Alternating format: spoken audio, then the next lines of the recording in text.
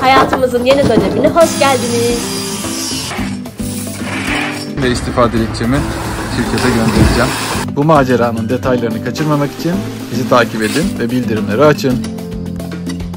Ağlarım ama. Ben çıkıyorum. Çıkıyorsun. Hayır, ağzım çıkıyor.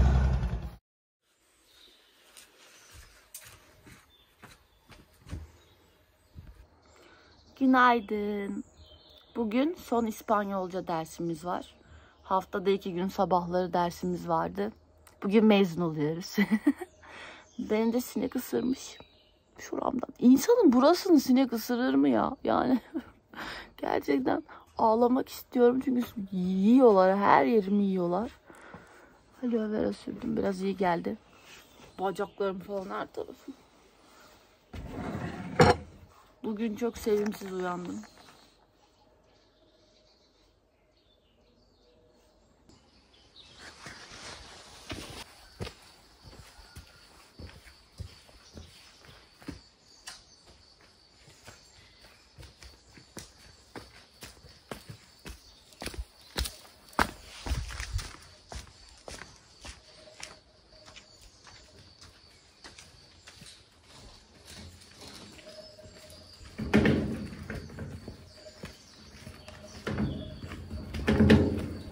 Bip bip.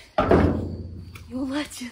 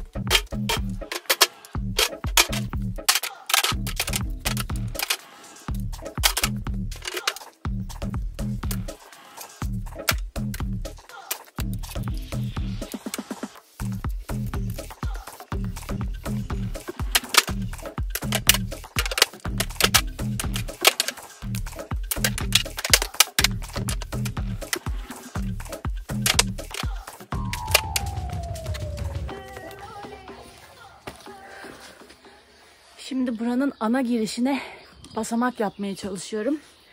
Mükemmel bir taş buldum ama bayağı büyük. İlk olarak nasıl taşıyacağımı çözemedim henüz. İkinci olarak da taşısam bile bence oranın altına sokamam. Taş bu. Gitmesi gereken. Bir de size altına gireceği yeri göstereyim. Buraları hep temizledim. Çıkarttığım taşlar burada. Daha doğrusu yani bunlar zaten çıkık haldeydi de etraftan topladıklarım. Buradakileri de kısmen temizledim. Küçük ve kullanmayacaklarımı kesin olarak. Şu büyük kayanın biraz yükselmesi. Umarım levyeyle tek başıma olacak mı hiçbir fikrim yok. Ama bence olmayacak. Sonra o taşın basamak yapmak istediğim gelip bunun altına girmesi gerekiyor. Bir deneyeceğim, olmazsa Fatih'i bekleyeceğim. Çünkü 2 kişi çok daha kolay ve mantıklı. Bakalım. Bu da önceden şuradaki duşumuzun tabanıydı. Oradan buraya kadar getirdim de buradan aşağı nasıl gidecek bilmiyorum. Hadi bakalım.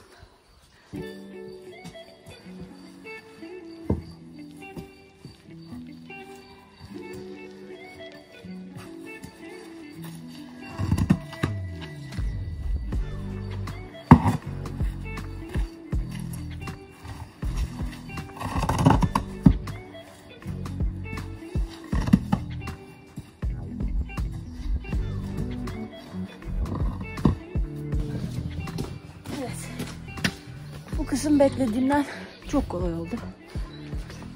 Ama bilmiyorum. Taşın 2 yüzeyine de baktım.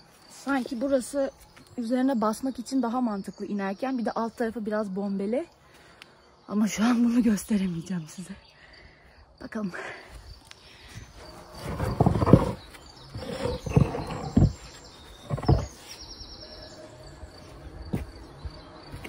Bakalım kıpırdayacak mı?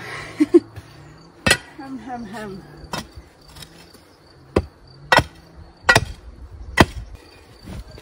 Buraya girse bile buna bir şey gerekecek.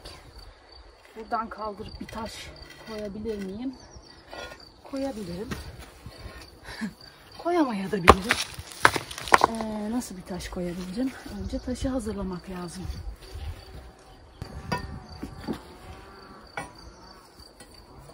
Mesela sen taşırsın.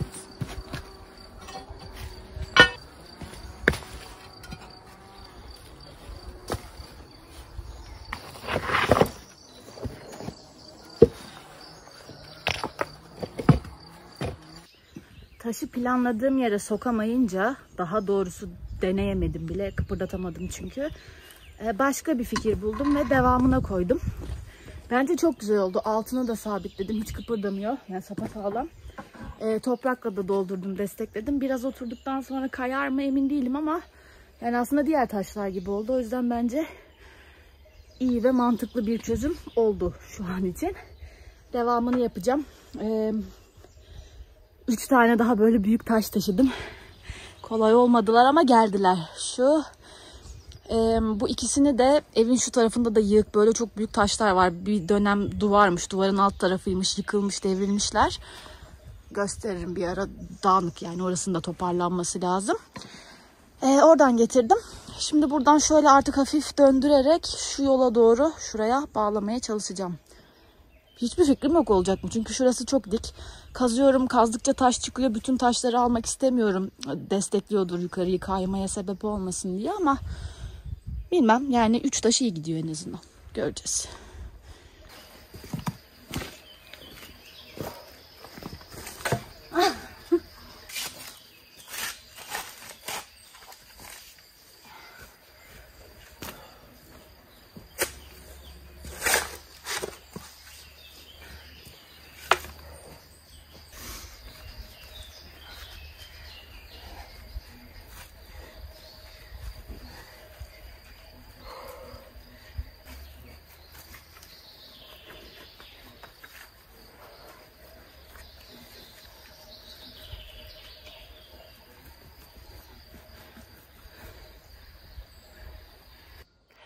Üç taşı da koydum.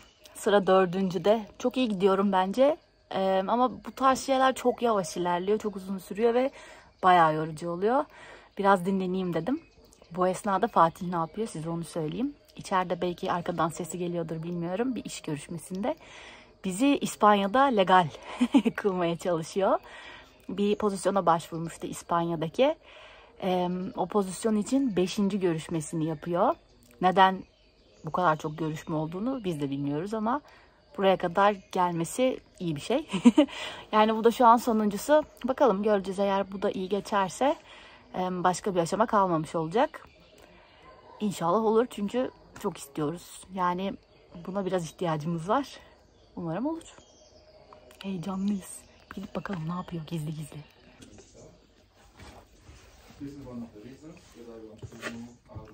But when it comes to marketing this, I'm not.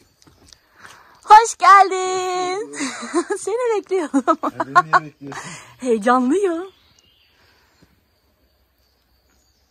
Klasik. Yani nasıl? Yuvarlak ağızlar mı klasik derken her zamanki gibi güzel mi geçti? Bence kötü bir konuşma olmadı. Hadi bakalım. En çok şeye takıldı galiba. Yani bu rolle ilgili daha önce hiç çalışmadığım için hani emin olup olmadığımı anlamaya çalıştı. Bu rolle ilgili ne bekleniyor, ben ne verebilirim. Biraz o tecrübelerimi sordu. Ben güzel örnekler verdiğimi düşünüyorum. Tatlı bir insandı ama tamamen işine fokus olmuş bir insandı. Yani kötü birisi değildi kesinlikle. Kötü intiba bırakmadı. Ama böyle yani hakikaten bir senior director'la konuştuğumu hissettim. Güzeldi. Bence iyiydi. İstanbul'a gitmiş. Teşekkürler deyip kapattı.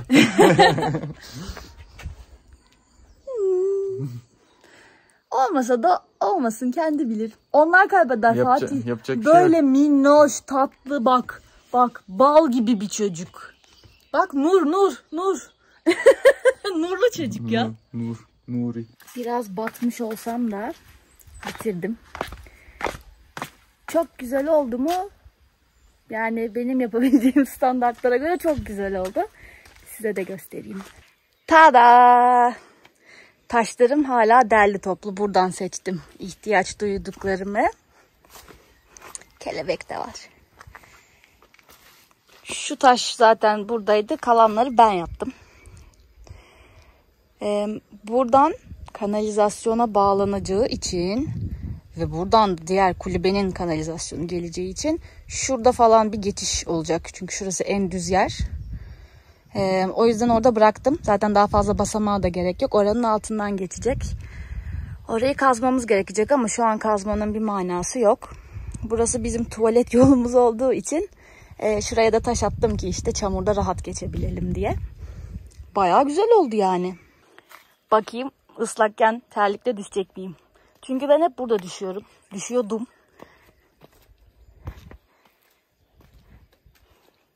Çok iyi indim. Bu arada basamak ayarlarını böyle bir sağ bir sol inebilecek gibi yaptım.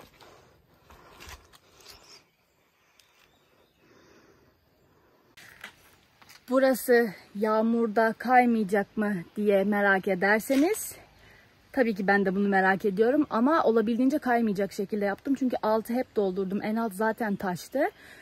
Büyük kaya diyelim onlara çünkü bence çok büyükler. Büyük basamak olan taşların altını başka taşlarla doldurdum. Onların aralarına böyle dallarla da destek yaptım. Hepsine değil bir kısmını yandan taşlarla destekledim filan. Ve böyle köklü bitkilerle de sıkıştırıp sabitledim. Bilmiyorum, umarım dayanıklı bir şey olmuştur. Bakalım. Şuradan boru geçtikten sonra burayı zaten yine toprakla kapatacağız. Onunla kapatırken de yine taşlarla desteklemeyi düşünüyorum. Çünkü buradan da şuraya bir geçiş olacak basamakla. Ama dediğim gibi burası komple toprakla kapanacak. O toprağın arasında da bunun yana kaymasını engelleyecek taşlar olacak. Çıkarttıklarımı oralara geri koyacağım. Aynı zamanda borunun da bir miktar destek olacağını düşünüyorum. Bu taraftan aynı şey olmayacak. Zaten taşlar sabit. O boru şuradan biraz daha dıştan geçecek. Bilmiyorum yani, göreceğiz. Burası mesela yükselecek, toprakla dolacak filan. Arada da böyle çıkan bitkileri şey yaptım, sıkıştırdım. Biraz yerlerini değiştirmiş oldum ama olsun. Umarım tutarlar orada tekrar. Bakın şimdi dur, şov yapacağım bir dakika. Ay mükemmel. Birazdan kepçeci gelecek. Arazimizde çalışmaya başlayacak. Komşularımızın borularını patlatacağız. Sonra onları kapamaya çalışacağız. Komşular susuz kalacak, buraya gelecekler. Böyle değişik bir gün olacak bugün. Hazır mıyız?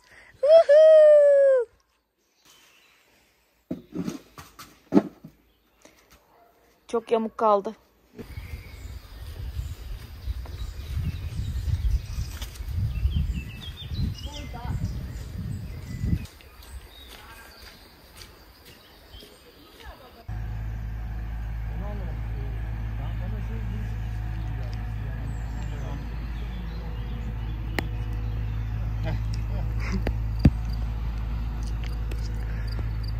Boys and Toys.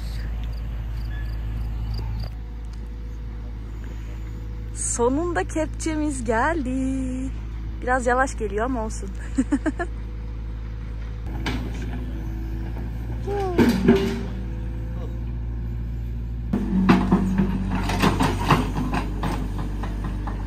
Dallarınıza çarpacağım dedi. Sorun olur mu dedi. Olmaz dedik.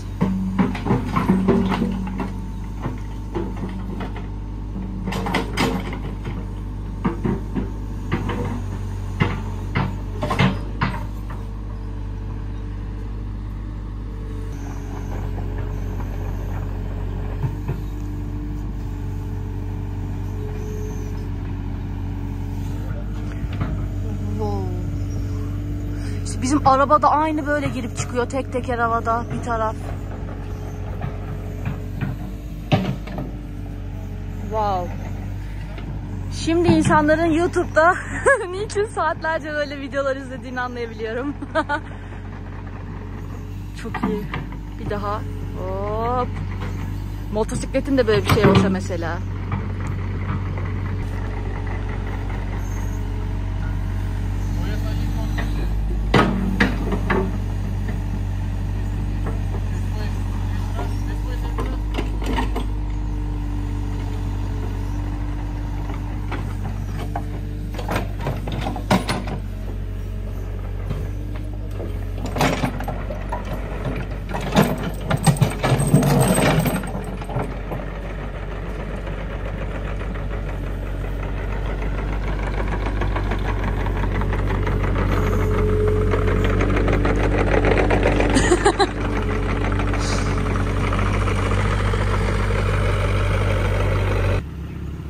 Kangu, koca yürekli Kangu yerini kepçeye bırakıyordu.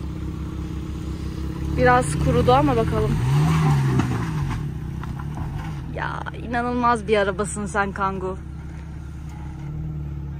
Ama sadece Kangu değil, bu çocuk da inanılmaz bir şoför. Müthişsin. Oo, dalları da dedik ama böyle kıracağını düşünmemiştik.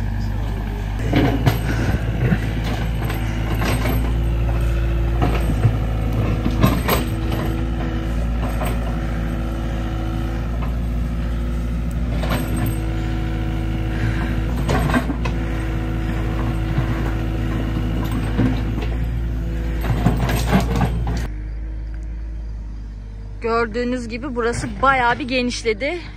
Çok sevindirici. Yani rahat rahat arabayla girip çıkabileceğiz. Bu kısmın alçalması gerekiyor bayağı bir. Fakat engelimiz şurada gördüğünüz hortumlar. Şimdi yedek hortum her şeyi almıştık. Bütün ekipmanlar var. Birazdan bu ya patlayacak ya da bilinçli olarak keseceğiz, bilmiyoruz henüz. Buradan aşağı dümdüz şuradaki direğe doğru gidiyor olması gerektiğini varsayıyoruz. Bakalım.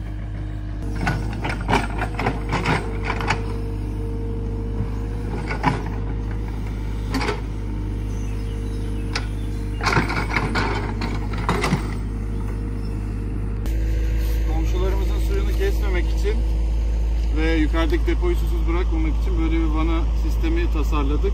Bu borular kesilince suyu böyle kapayabiliyoruz. Şimdi öbür ucunu takacağım ki geçici bir süre bile olsa suları kesilmesin, akmaya devam etsin. Bir şey daha söylemem lazım.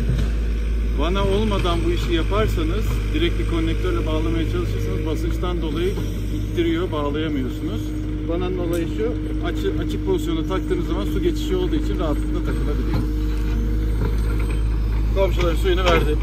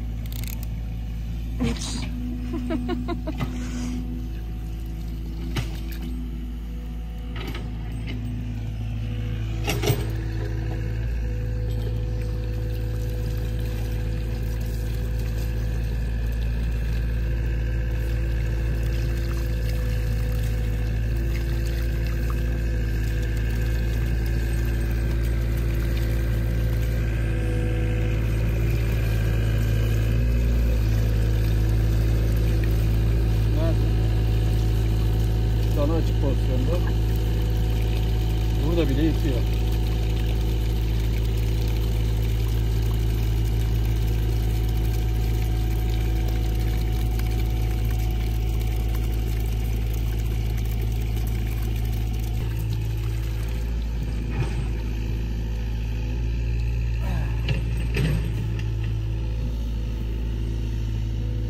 Şimdi o komşunun da suyunu verelim. Bu da 3. komşumuzun hortumu.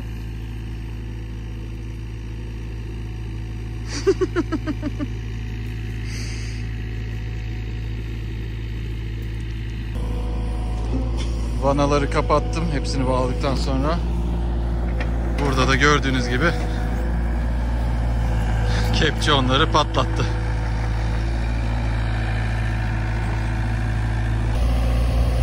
Arazinin bu giriş kısmı çok yüksek. Oraya alçaltıp oradan çıkan toprağı şuradaki alçak kısma doldurtuyoruz. Orada büyük bir yuvarlak alan yapıp hem park edeceğiz hem kapalı bir garaj yapacağız. Planlamamız o. Hem de manevra yapabileceğiz. Şimdi bu yüksek kalan kısmı alçaltacak.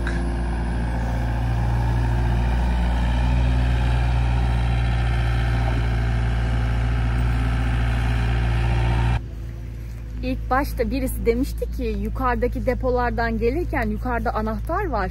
Oradan kapatabilirsiniz suyu. Sonra öğrendik ki öyle bir anahtar hiç yokmuş, yani depodan sular direkt bağlı. Komple akıyor, hiçbir şekilde durduramıyorsun. En azından artık bizim bahçede anahtarları var komşularımızın.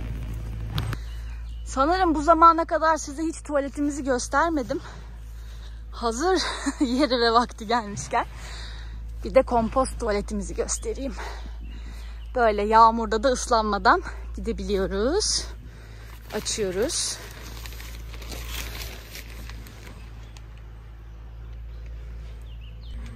Bu yeşil kapak evdeki bir dolabın kapağıydı ama dolabı tutar tutmaz dolap paramparça oldu, çürümüştü. Bunu buraya kapak yaptık. Bunun içinde, kovanın içinde de talaş var. Kürekle işimiz bittikten sonra talaşı içine atıyoruz. Gayet temiz, hiçbir koku, hiçbir sıkıntı, hiçbir sorun yok yani. Beklediğimizden bile iyi çalıştı. Bunu böyle yukarı yaptık. Manzaralı manzaralı.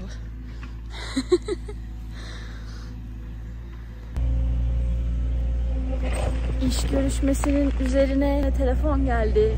Çok çabuk geldi.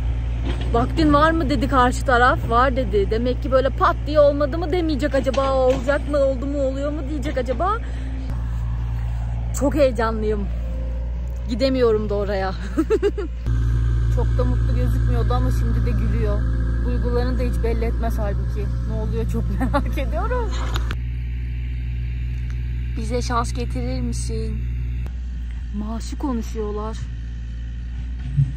Şimdi bu aşamaya gelince, yani önceden çünkü zaten ilk başta daha 5 görüşmenin birincisinde zaten konuşulmuştu filan. Son aşama olduğuna göre ve bu konuşuluyorsa, oluyor da Fatih maaşı kabul ederse mi oluyor? Yani zaten Fatih teknik kısımları geçti, oluyor da maaşı kabul ederse mi oluyor? Yoksa Fatih'in maaş beklentisine göre başka adaylar da var, onların maaş beklentisini karşılaştırıp falan falanlar mı, öyle katı kuleler mi olacak orada? Ne oluyor acaba?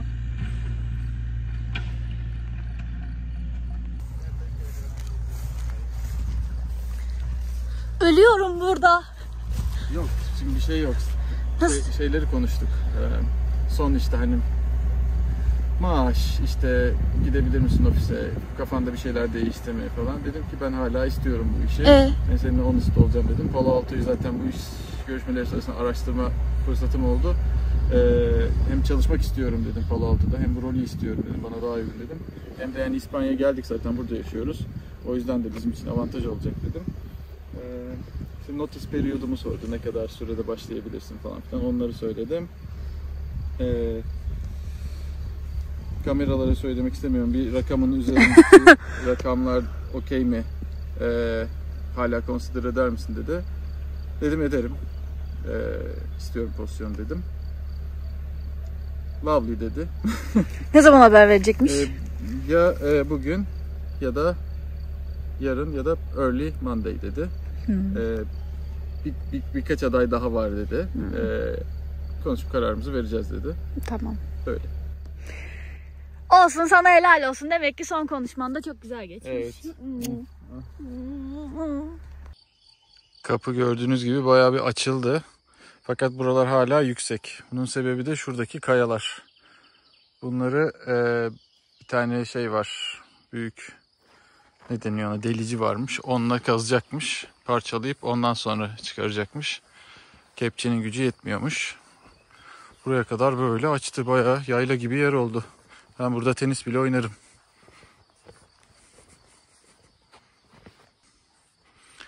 Şu bölgeyi de biraz daha düzleyecek. Burası iyice geniş bir alan olacak.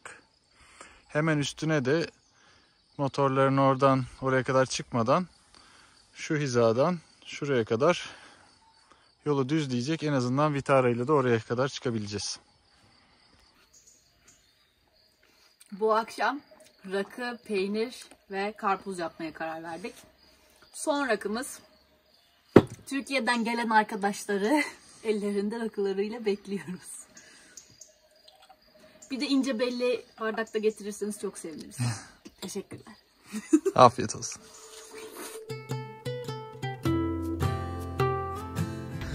Vitara serviste. Kanguyla da bunları taşımak istemedik. İşte be. Gerçek bir Türk kadını. Artık iyisiniz çünkü bugün itibariyle resmen yaz geliyor.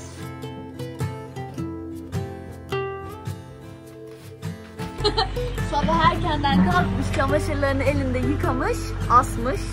Çünkü böyle tatlı bir insan kendisi. Ama ben elimi sıcak sudan soğuk suya sokamayacağım için Sofilerin çamaşır makinesini kullanmaya gidiyorum.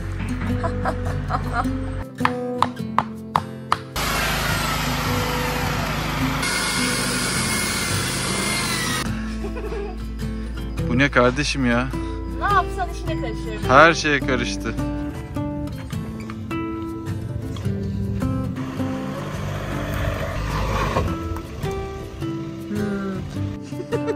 Çalışın. Ay olacak geliştirecek. Ablam ben onları anlatırken. Altına bir şey koyabilir miyim? Süper. Abi bir şey yap.